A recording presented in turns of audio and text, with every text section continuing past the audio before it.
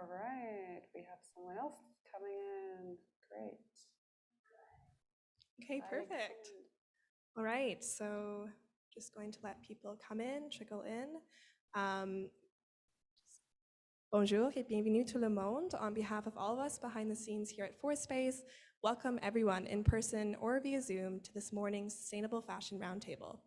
This event is part of the MDES 22 Research Creation Residency at ForSpace, running from May 2nd to 12th. We are coming to you live from Concordia University's ForSpace, located on unceded Indigenous lands in Tiohtià:ke, Montreal. As caretakers for the lands and waters we are meeting on, we are grateful for the Kanakahaga Nation for their teachings about the earth and our relations.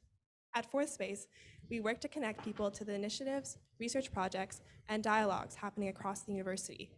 So we are really pleased to have the opportunity to collaborate with Larissa Zemke, who organized this event to allow us to contemplate the state of the fashion industry and how we can move towards more sustainable futures of designing, producing, consuming, and disposing of textiles and garments. We are running this as a meeting, so we welcome your comments and questions with a raised hand or via the chat. It's now my pleasure to pass it over to you, Larissa. Welcome. Thank you, Carrie. Hi, everyone. I'm so honored to be here and excited to, get a little conversation going around this. Of course, there's going to have to be many more to make change, but it just starts with some conversations. And, in spirit of a roundtable or table ronde, I wanted to go around briefly with the people who have made it here virtually and just kind of give us a little context, about your field, how maybe sustainability relates to you, and just so we get a bit of context of your background. And then I'll get started by presenting this beautiful garment, which is my final project. And Felipe is here today, who has sewn this entire garment. So he's got only a little bit of time. So let's just make this intro a little quicker. Okay, here we go. Lucille, you're on first. That would be me first? Yeah, if you don't mind. Okay, okay. Then you can forget about me right away.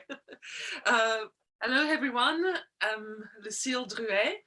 I'm French originally, and now I live in Japan. I live in Kyoto because I teach at Kansai Gaidai University, which is like an hour away from Kyoto. And I teach kimono. I teach kimono history. I teach kimono in movies, kimono in different medias. And I'm very much interested in the question of sustainability because every day I see kimono being sold secondhand, kimono being rented, sorry, in rental shops, right? And I think kimono has lots to say, has all its place to the debate of sustainability, but also the whole general question of slow fashion, right? So I'm very much looking forward to what you all have to say and how things could connect with kimono, but also general views of Japanese textiles, Japanese fashion and fashion designers overall and whatnot. Thank you, Lucy. Now, I think that would be it. So thank you all very much for your attention and looking forward to this discussion. Yoroshiku. Okay. Felipe, would you like to introduce yourself? Can we hear you? I can't hear you. Là, c'est bon? Ouais, là, c'est bon. Ok. C'est correct en français ou vous préférez en anglais? Si possible en anglais, parce qu'on a... ok. Laura, elle parle français aussi, mais peut-être... Okay. All right. So, as Lucille, I'm French. I arrived Montreal 5 years ago. I was a fashion designer in Paris, France. And now I'm sewing for a lot of friends, for Larissa, and for a leather company called Venage. We can see the background, it's beautiful. Yeah. Bunch of recycled leather. Oh. Coming from company which closed, bankrupted, and that's it. I did the confection for Larissa kimono. Yes, Felipe sewed this entire thing. Basically, he made it happen, okay? I did the dye, you know, the color and the dyeing and fabric choice and, you know, all of this managing to get it made. But Felipe was like the person. C'était les petites mains, comme on dit en français. Exactly. Mais aussi the person who sewed the whole garment and worked with me too. It was very collaborative. I mean, we'll talk about it in a minute, but I was trying to see how we could really like collaborate it versus me just being like, Felipe, here you go, and make it now, you know? So yeah, we collaborate specifically on the hood, which doesn't usually come with these garments, right? So yeah, we'll let you know a little bit more about it in a second. Laura, hi, could you just introduce yourself briefly? Hi, I'm Laura, calling in from Maryland, and Larissa and I are old friends, and we share a passion for textiles, though mine is not professional, just an interest. And you see behind me a beautiful North African garment that's actually the inside of a coat, a wrap that's like a winter coat to wear in the Atlas Mountains. Oh, Yeah. Beautiful. Thank you for sharing, Laura. And I just want to put in context that actually I did stay with Laura for a little while in Paris. Remember? In the 16th when I was really like, pursuing my dreams to work in the Parisian fashion industry. So Laura supported me throughout sort of my journey as a young person, trying to make my way in the fashion industry. So I'm really excited that you're here. And then Lydia, could you introduce yourself? Hi, everyone. Calling in from Boston. I'm Larissa's sister, a proud supporter of her work. I am pursuing my PhD based at the Harvard Kennedy School, looking at climate change and public policy. And actually yesterday I was just listening in on a session on the circular economy and talking about plastics and textiles. So I'm just very excited to be here today because this has been 2 years in the making. Just following Larissa's journey has been incredible, and seeing the garment behind her and how large it seems is also very imposing and impressive. So yeah, just very excited to be here with all of you and to listen in on Larissa's presentation. Okay, we have another guest in person here, and I'm wondering if Carrie could help.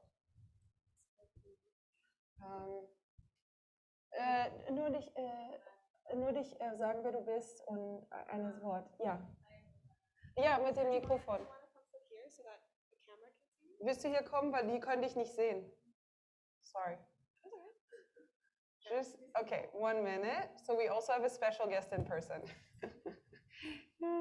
Come here.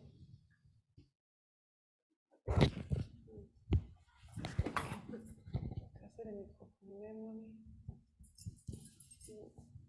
Knipsen. Was? Ich halte mit der Hand. Okay.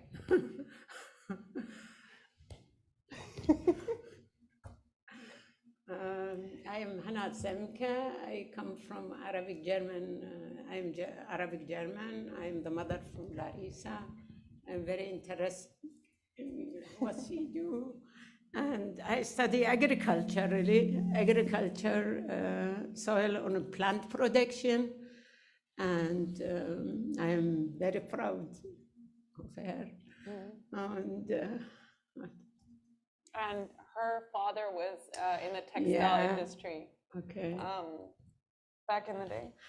And sustainability is very interesting information, because this the art or the way of how we living, and everything is connected. Food, exercising, the way how we address ourselves in the good way, and this is very important. Very important. Yeah. I think with the nature. Yeah. Okay. Mm. Dank. Thank you. Yeah. All right, so we'll get going because I know Felipe has to go soon, and he's, you know, in his workday, especially, like, as you can see, the leather is waiting for him. So to be made into something beautiful, upcycled, right? So I just wanted to quickly give you a little sort of explanation of what the garment is about. Oh. Okay, so this is a garment inspired by the Japanese hanten, which is an insulated coat that, Lucille, correct me if I'm wrong, but it's mostly worn indoors. And it can sometimes be worn outdoors to run an errand, and it's okay. But it's a little more casual, I'd say, definitely, than like a, you know, kimono that takes hours to like wrap and, you know, around your body. But it's typically made in cotton. Now, insulation, back in the day, I'm not sure what they used in Japan, but I was gifted actually this coat by a Canadian that hosted me for 2 days in Shizuoka. And he said he was gifted this hanten and he doesn't use it. Please have it. And I was like, oh, I'll take this. And I learned to love that thing. It kept me warm because especially in Kyoto, it's extremely hot in the summer. But as soon as you hit like October, November, it's cold, and it's bone chilling cold. Like Canada's cold too, but I don't know what it is there. Maybe humidity, but it gets to your bones. And so I wore that thing like actually as a coat. So sometimes indoors, but a lot outdoors. It became my coat until I found another, you know, secondhand. Okay, I found a secondhand cashmere coat. Not too bad. Okay, but yeah, so it kept me warm, but I realized it was made out of polyester. And the fill was some synthetic fill. And I realized I would sweat often, you know, because I'm an active person. Like my mom talked about like health, and she's always encouraged us to stay active throughout my childhood and still. And so I would sweat a lot. I tend to, sweat quickly. And so this garment came back with me to Canada. And in Canada, I used it more at home. So actually it became my everyday garment at home. It just was so cozy. And it kept me warm, and you know, Canada's freezing. So, yeah. So I decided to reimagine. How can I reimagine a more sustainable version of this garment that I love so much, and that protects me, cares for me, keeps me warm? And being in Canada, I thought, well, yeah, insulation. You know, it's very important here because we're living in such a cold country, and so. Through my research, which talks a lot about care, right? How can we care, live more, consume more, design more with care? And so I decided to settle on onion dye because it's the most produced and consumed locally, like in terms of vegetables in the world. And so, like for example, in India, if the price of onions goes up, they protest. It's that crucial, right? But there is no kitchen without onions. So I collected the peels from my own kitchen, what we cook, but also I collaborated with Concordia's People's Potato, which offers a food service 4 days a week, I think, to anybody. Of course, students, but it's free. It's donation, yeah? And so they would give me a massive bag every week that I would pick up, and that's what was used to dye this. So that was my involvement here. I mean, obviously, like imagining this, but I dyed this cotton. The outside is cotton. It's 100% cotton, onion dyed, and then the interior is a beautiful dupioni silk that I also onion dyed. I use a slightly different mordant. So the outside is with iron, which darkens it a bit, and the inside is this beautiful yellow. And so we really worked off of, I mean, I'll let Felipe say something else, but we really worked off of the pattern of my garment, the hanten. And then we reimagined, I wanted to have a hood with it. And the original garment was also reversible, okay? And so I said, well, fantastic, why don't we also make it reversible? But let's make the inside luxurious and beautiful, that you could wear it out on an evening to an event and wow everyone. Like a performance. And so, whoops, it's hard to kind of turn this, but yeah, with the hood here. But here you have a hood, and Yeah, so we decided to make it detachable because I wanted to give an option. And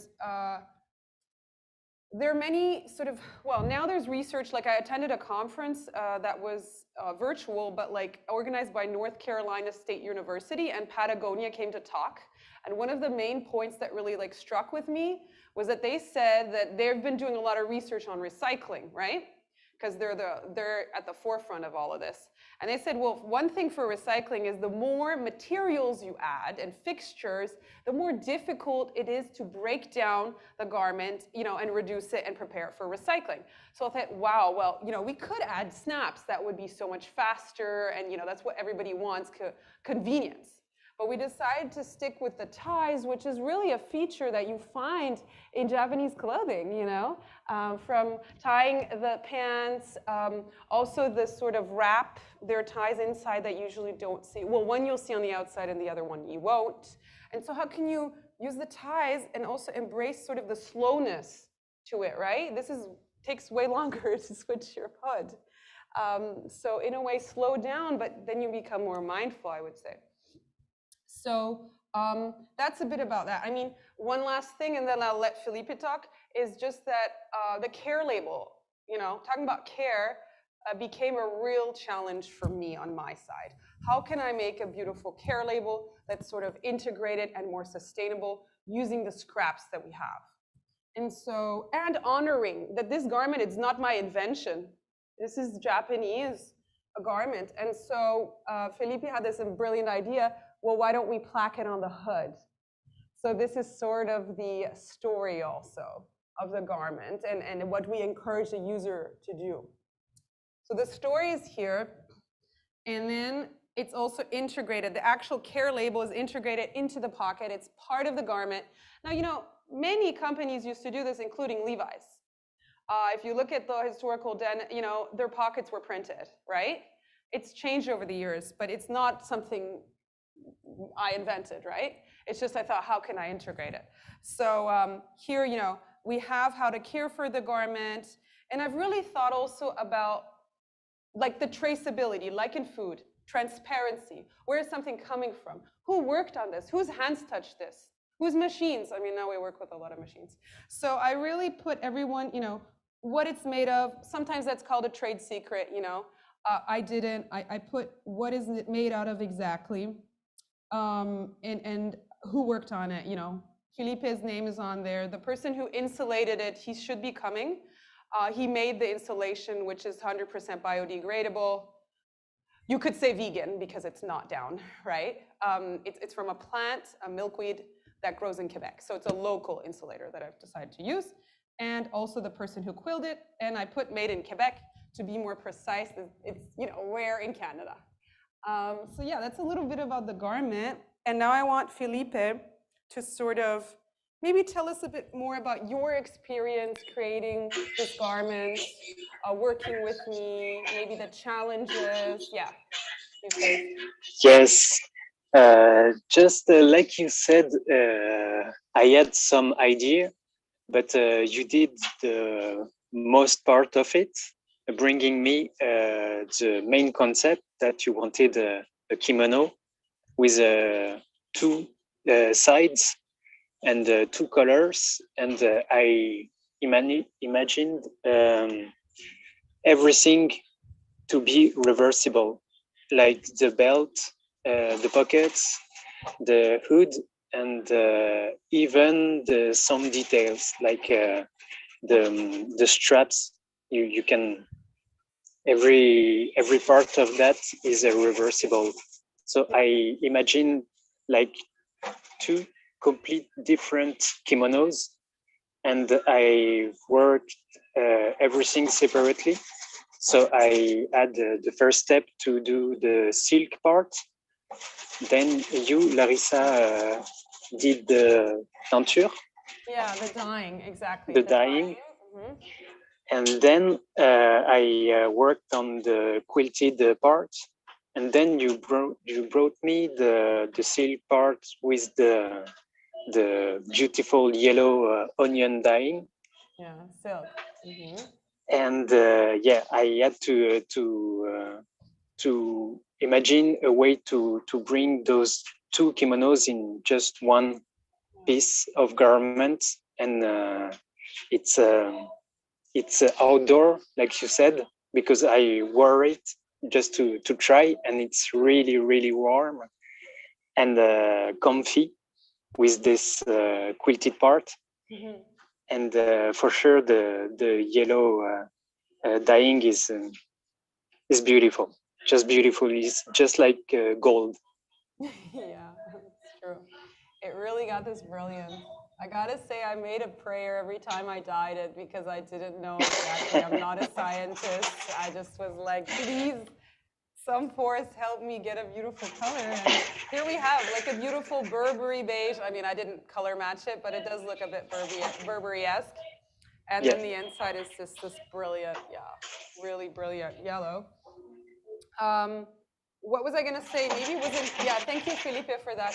I guess Thank one you. thing I wanted to say is that, just so you guys understand, like this fabric, I dyed it on its own before anything happened to it. So I dipped 4 meters in a big pot and dyed it, right, with onion.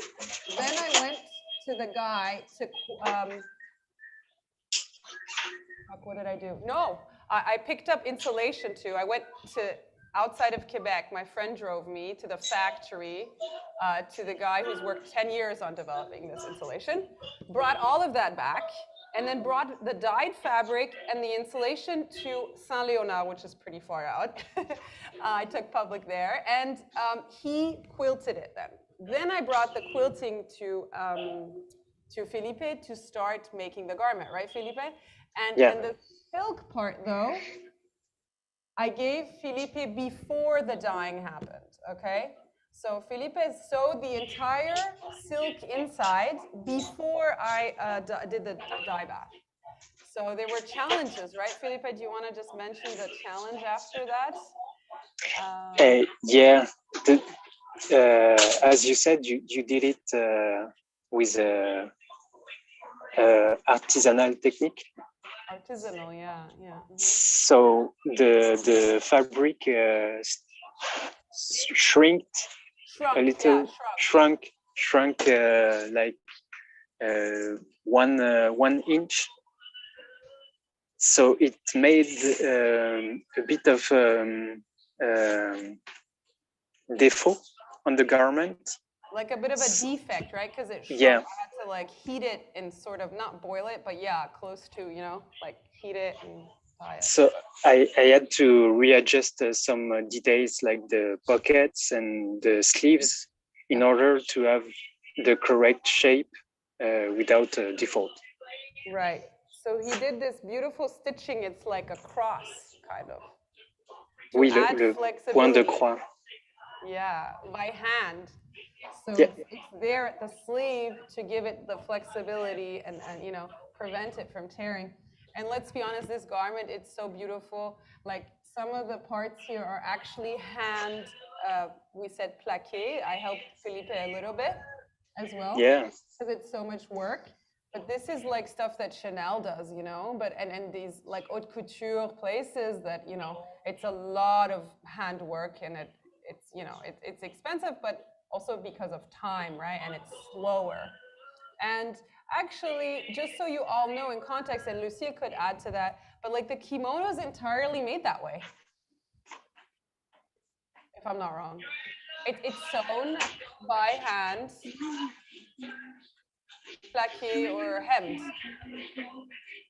And you know the special technique, you don't pass your needle and your thread through your fabric, you actually push the fabric into the needle and the thread. There's a very special technique when you sew and you stitch your kimono together. And there's special needles. I think, yeah, there's so many I saw an things going on here. I don't have my hands on this. I'm just looking at the aesthetic. I only visited an atelier in Kyoto where I just walked in because I saw people working on the floor, like many people, women, and really like doing that. But I observed for a little, but I didn't get to try it. And I know for me, like actually doing it is how I can learn better and understand. But that's just to say that, I mean, there's a lot of like sort of work and thought that goes into making, you know, a sustainable garment. And also the fact that like throughout all the steps from like sourcing the fabric, you know, choosing who I want to work with, like Felipe, you know, I was interviewing other people too. And I had to make a decision based on my budget, based on my ethics, sort of. Who do I want to work with? Who do I want to support as a designer? You know, all of these things. And so there was a bit of a balancing act where it was like, okay, sustainability is very important, right? Function is very important of my garments because I want to be functional. And then also aesthetics. I want it to be beautiful. We're working so hard on this, right? And so these were questions that were the constant, for me at least, a constant struggle in designing and producing this garment, really. And I think it was a great learning experience. So maybe I'll just like end with that and open up for sort of continued conversation. I have some questions for you in a minute, but maybe is there something you want to add or any thoughts you have right here? Anybody? No?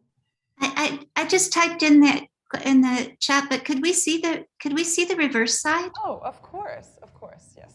How could I forget? Okay, so let me just move this. So I didn't say, whoopsies, that thing is, so I actually also collaborated with dancers from Concordia who did a little performance in my prototype, one of the prototypes. And I asked them, how do you care for each other? And the answer was, we hug each other. So they did a little performance of a hug. And that sort of inspired this garment's inside. Oh, yeah, I could.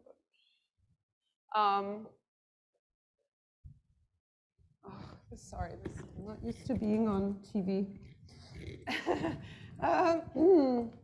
Okay, so maybe you can see. I don't know if you can see well, but there's a pattern in the middle. Yeah. There's a pattern in, oh, it's because there are ties. I have to take the ties out. So here there's sort of a motif. I don't know if you can see it. Yeah, it's from the hug. So I basically traced the interaction between, well, the two people, the one wearing and the one hugging. So this is the person whose arms were embraced around the other person. I think that was the, now I'm starting to remember because I did so many iterations. The dancer hugged me in this one. So it's their hands, I'm pretty sure. And yeah, I feel like that's sort of embodying that interaction, the care, using this shibori technique that I learned in Japan, which is stitch technique, and I wasn't sure if it was gonna work, to be honest. I tried it a few times, but not in this sort of motif. So it turned out pretty good. Still a little abstract, which I love. It's not too bold. Yeah.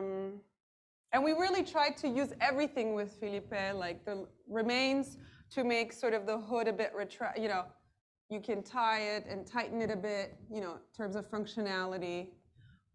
Usually, like you have elastics in these kind of garments, right? Elastics with those little stoppers. And we also use them for the arms because, you know, sometimes the kimono, it's like, I've burned my sleeve before, actually. I have a hole there, you know, in my other garment. So I thought maybe we can do a tie, you know, and yeah, so it kind of looks like this. You still have the beautiful band here. And you can definitely reverse this as well, or you could just, yeah, there are loops here to reverse it, so it just sits better. And the cool thing is this could actually, it's integrated, so it could be used as a hook too. When Felipe and I were like, yeah, this could be hung just with this part, which is just for the reversibility. It's like, you're not adding extra, it's already built in the garment. which is great, right? It's like also about sustainability, trying to keep minimal materials, right? Like Patagonia said, the more materials, the more you have to undo, sort, you know, for recycling, everything. Yeah. So that's that for this garment. Anybody else had questions or something to say? I just wanted to ask a question about the hood. You mentioned that you really wanted to have one. Could you just explain why? Yeah, that's a good question. Thanks, Lydia. So initially in my research, I really wanted to create like sustainable activewear. And yeah, I was discouraged by my supervisors and profs. They were like, that's just too ambitious. You just want to do it all in like 1 year or 2. But it kept it in mind because of functionality. And I felt I own actually a Burton vest that I bought last winter on sale, you know, and I love that piece. It has a detachable hood with a zipper. It's kept me warm even in the summer in the evening. It's a vest, right? And so I thought, well, what if you're on a, well, I love cycling, so not everyone cycles, but what if you're on a bike or there's wind and you just want to be warm on your head, and it's important to stay warm here. So that's kind of what inspired me, that other garment that I have. And yeah. And it brought an extra challenge, like, to our design, right? Right? Felipe, otherwise it would have just been creating the hand tan, like. Yeah, for me, it's really a sportswear kimono, because you have this detail that you can. Yeah. I can wear it. Let me show you, maybe. Yeah, on your head. Maybe if I wear it, it could be easier for you to see. But yeah, it has, again, the sportswear thing. So it's like, again, a functionality thing. But I definitely wanted it to be detachable. So if you don't want a hood when you go out in the evening, you don't have to. And that was like the main challenge too. Like, how can I get this hood to be beautiful and not too pointy, right? We were really like working hard on the shape. And we went through a couple iterations to get something that wouldn't like overtake this design, but still work with it, you know, and the minimalism and beauty. So you can still do this if it's, you know, you can still kind of, huh? Oh yeah, here, so that's a lining. And you can wrap it if you need it to, sort of, you know, can keep you warm from the wind. I mean, this, at some point I was thinking, oh, maybe I could make this like waterproof too. And then I was like, no, that's just too much right now. But, you know, it's not if it rains, but if it's cold. And yeah. It's almost like, you know what I think? It's a bit like, also makes me think of the bathrobe. You know, at home, something cozy. And it slips on, by the way, I have to say. When you put it on, it slips on you. It's like the silk, and you know, traditionally silk was used, right, for linings, but now things have become more expensive, but it just slips on so nicely, like perfect.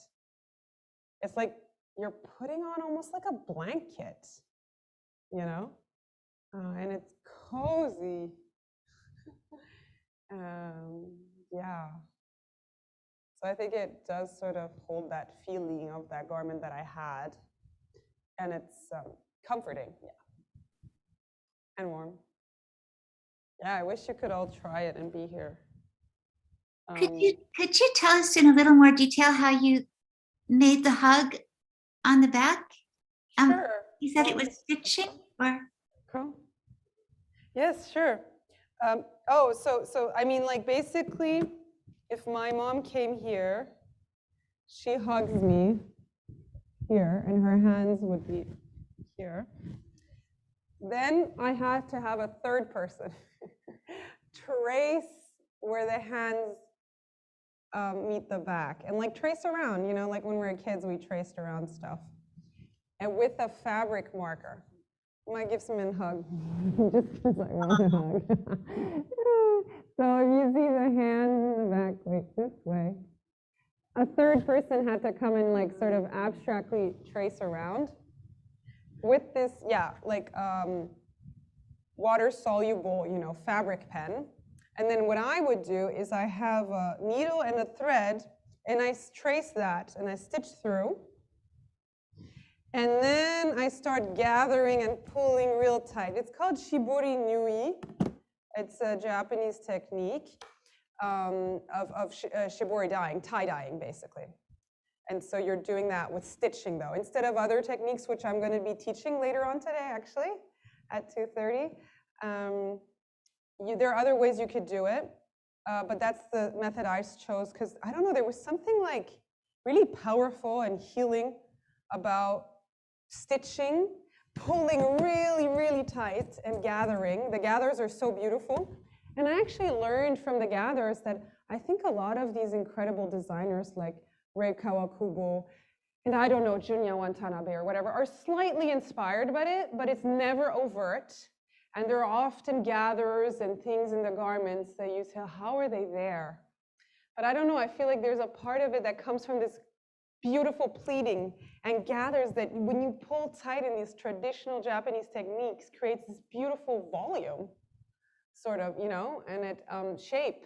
And then you dye it, right? So it creates a resist, you pull, you knot it. Then you put this in the dye bath for like, you know, half an hour. And then you undo later, right? And so there's also a process. There's a beauty of undoing it and discovering, almost like a gift, or you're just undoing something and finding something new. It's almost like healing. I don't know. It's special. It can be hard to undo things sometimes, for sure. But that's what creates the resist.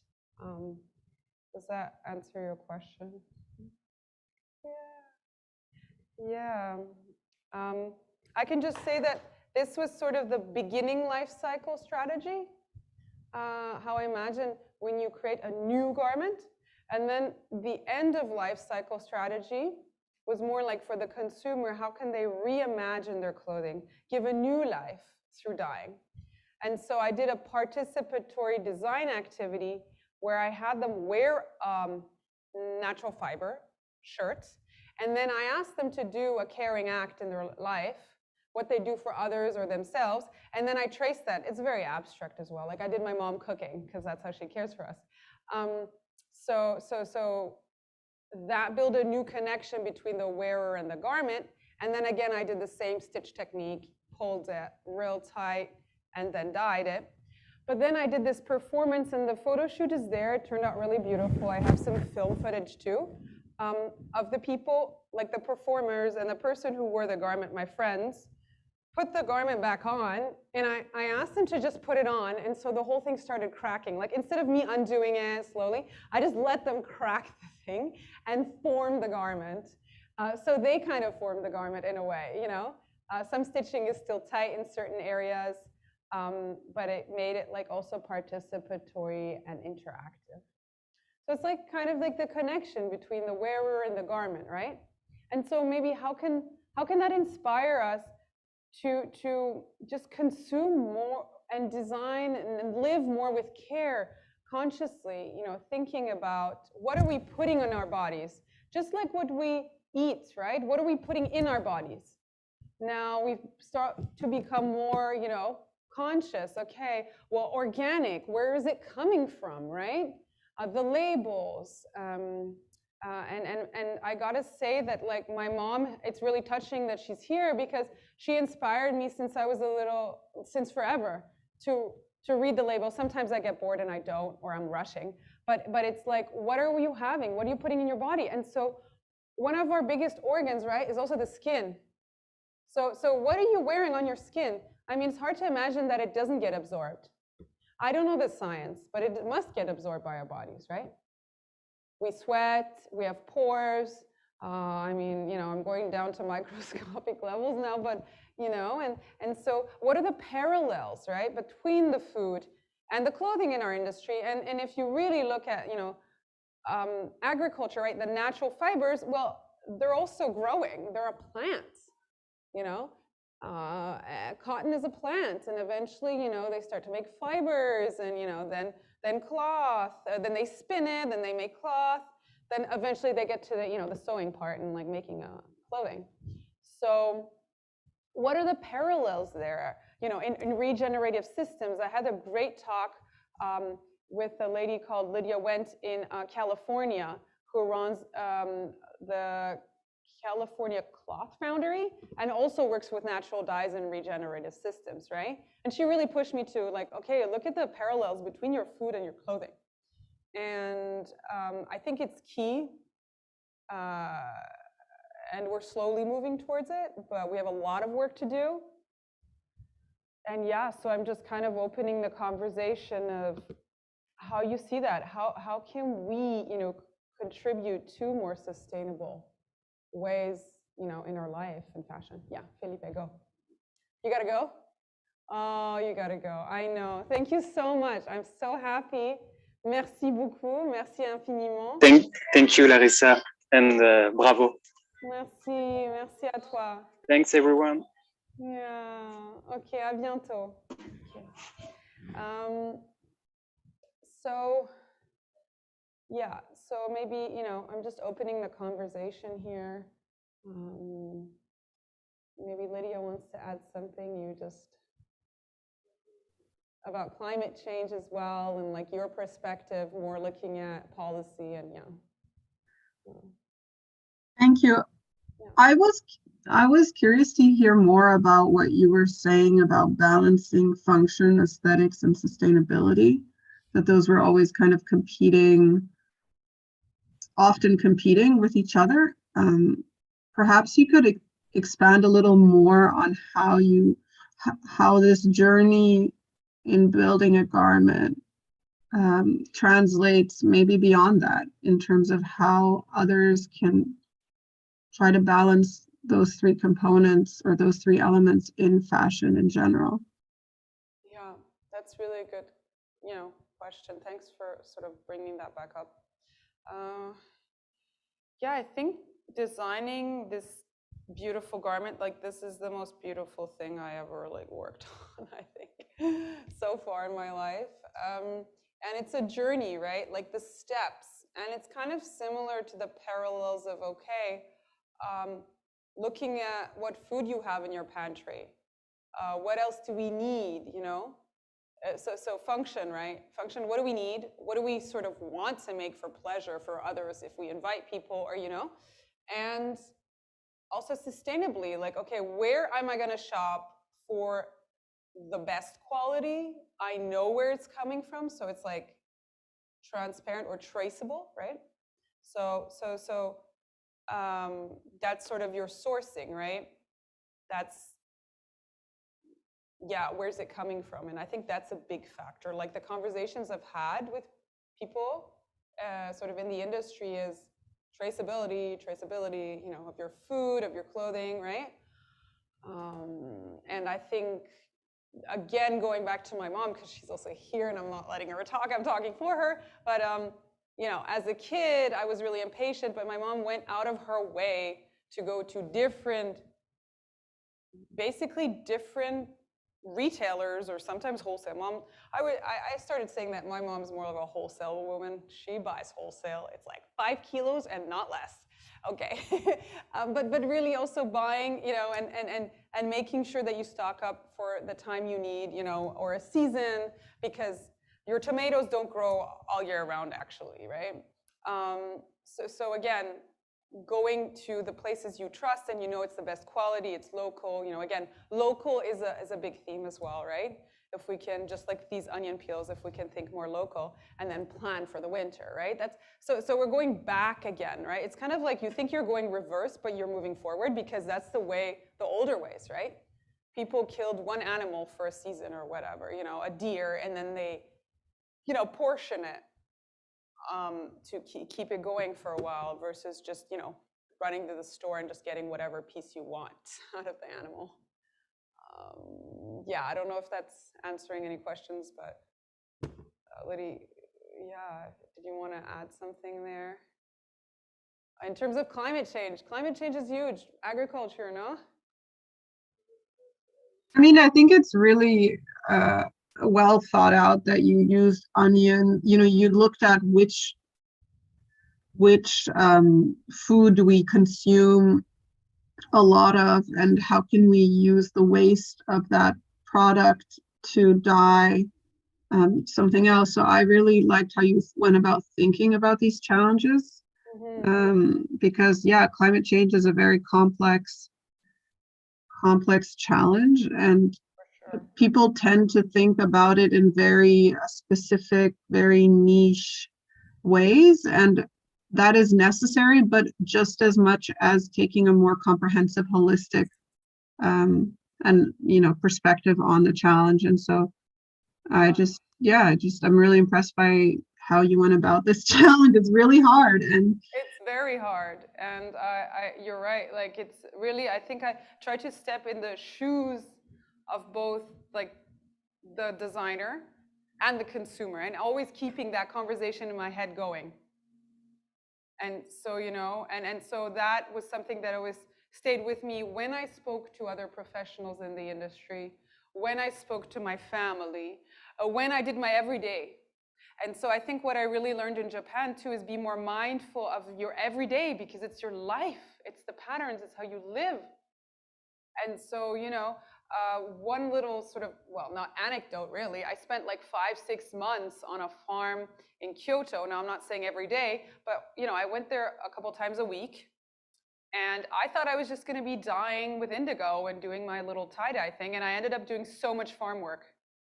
And I became frustrated, and I was like, why am I on my knees in the dirt? This does not relate to my research. And I gave the woman, the older woman who was very serious and supplied, food for her family, through the food and the natural dyes. She did workshops. She let artisans rent the space to create beautiful pieces like I did. She allowed me to make one final piece, which is this, right? It's 100% wool boucle. Scarf that is absolutely beautiful. And so I helped her grow this indigo that was this blue here. And I helped her also take care of the marigold flowers that were used to dye this. And then the sort of olive green is basically just using iron to change color from the yellow, right? But I spent a lot of time on the farm, like on her little plot of land. It wasn't a big plot, but it supplied her family. Her daughter had a restaurant, I found out later. And of course, the natural dyes to make this, right? And so, like, those conversations, I think, stayed in my head. So when I came back to Canada and, basically worked from home for the first year, and the first year was just reflecting all of it and working with my mom on just, okay, how can we take care of textiles, What is the textile? What are the different ways? And I'm very lucky that I have a mother who's, not only Western, like she shares Eastern culture from the Middle East, and they have a different way of taking care of clothing, and just like the Japanese do. And I think textiles in those cultures, well, also in Europe, I'm not going to say no, but in the West as well, have deep meaning. But there's some sort of something they kept there, certain ways, and one thing that really struck me, for example, was that the granddaughter of a national treasure, who's a 100-year-old woman who still creates the thread out of banana fiber in Okinawa. So her granddaughter, I had a conversation with her, and she told me, if we can see clothing and fabric more like jewelry, then there's hope in the world. And I said, wow, that is powerful. But I think that's how Japanese see fabric, because I realized they don't wear jewelry. Not much.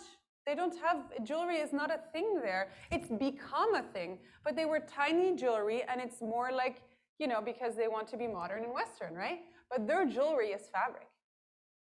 And just like jewelry you lay in your jewelry box, now a kimono is never hung, and I'm doing the bad thing. I'm hanging it because of space right now. But I've decided I have to. I'm going to stop. I'm going to put them in the storage, put them in a suitcase.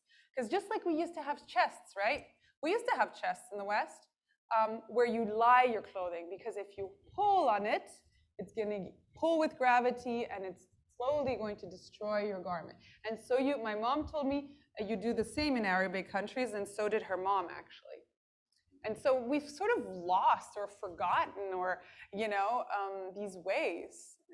And so I think, yeah, that's sort of important to keep that in mind, how we treat the objects too. And again, this comes from the Japanese, in my research I mentioned it, but the Japanese also have an indigenous religion, which is called Shinto. And this was present in Japan before Buddhism came from China. And so there's sort of a connection between the human and nature and inanimate. Everything inanimate also is believed to have sort of a spirit. And so there's this deep respect for nature and for objects too. And I put it on the hood as well, like itadakimasu, as Lucille knows. It's something you do before you eat. And my friend here who moved back to Japan, Maki, one day I really said, like, Maki, what does this mean? I'm trying to understand. I did this for 1 year in Japan. What do you actually mean by this? And she said, well, we are showing respect and thankful for all the beings. So if it was a human, a plant, or the land who contributed to this food on my plate right now in front of me. So I think that shows care, really.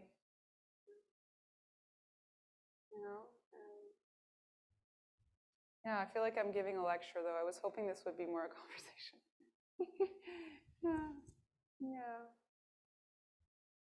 Oh, maybe you have something else to say, Laura, or is there anything that makes you think of what in Western culture, or Visto? Visto in... You spend a lot of time for this and you buy less. Okay, wait, sorry, yeah. Okay, we have... You buy less, because I think I buy less and I keep the thing very long. Yeah. And sometime Larissa, she took the things now, or the Lydia, to address. This is 15 years or 10 years ago. And I think because I appreciate the textile, the time I spent to buy it, and it's high quality, or the silk or wool. I mean, he lost something, but he's still very nice. And if you use at home also. And before I love the silk in the winter and in the summer, because it's really, you feel cold in the summer, because Larissa asks always, in the winter, you feel warm. Then you ask yourself, why? I mean, I now buy cover from silk. Yes. I mean, in Canada it's cold, but still really this feeling you feel is different from natural things. And even our dog, this is funny, our dog loves the silk blanket and he loves the sheep blanket from Morocco. And it's so interesting, he always gravitates toward it. And the carpet, of course, the Persian carpet. So he knows what fibers are good. And sometimes I joke around and said, who's the most sustainable in the house? It's our dog, for sure. He's eating all the scraps. He's doing motainai. He is not wasting, and he doesn't need much except food and, of course, running around. I mean, thank you for everything. And I am very proud of from my daughter, because they make something, I hope it's useful for the environment, with the clothes, with the climate change. I think we need many people like this, because we have difficult time since 2 years with this mask on. Many and I things. think also what my mom really talked about consumption, and really like thinking about what you invest in. You invest in your time in making a purchasing decision, right? But also imagine, you know, if you're actually making it more consciously, then that takes time too, right? And reflection. And honestly, as a kid, I was very impatient. I was like, Mom, why do we have to go to the store 3 times to make a decision? Which means basically we have to go back home, look at what we have, like just like you look at what you have in your fridge, or you know, you plan your seasonal food, right? Okay, we have to look what we're working with. Does this even make sense? You know? And then, yeah, you're investing a higher quality product. So a designer made clothing typically that, you know, will last longer too. And I still have many, many of those items and I love them. And they're great fabrics. Still wear them. They look great. Things aren't made the same way, unfortunately, anymore either, right? So, yeah. Did anyone have anything to add? Lucille or Laura? Yeah. Well, you know, Larissa, it's so beautiful, and the onion is so luminous. I just, being from the United States, I'm all about, you know, what's next, what's next. So I'm excited to see, you know, what's going to grow out of this idea of care and sort of the fashion direction that you'll be taking and how you'll be teaching other people about it. I think it's really exciting and really beautiful. Thank you for your kind words, Laura, and really always, oh, I don't know. Oh, here we are. Always supporting me on my, you know, in my passion and well, my interest in education and really sharing also what I learn in the world. Yeah. Thank you. Okay, I think that's a good note to end on. Yeah. Thanks so much, Larissa and invited guests, for this lovely conversation. It was really sweet to have you guys all come in, and thanks for sharing your work, Larissa. It's really great. So just a reminder is that we recorded this event, so it will be available on the Fourth Space YouTube channel later today. Yeah, thanks so much for participating, everyone, and have a lovely rest of your day. Thank you. Thank you so much for coming. Take care. 気をつけてください。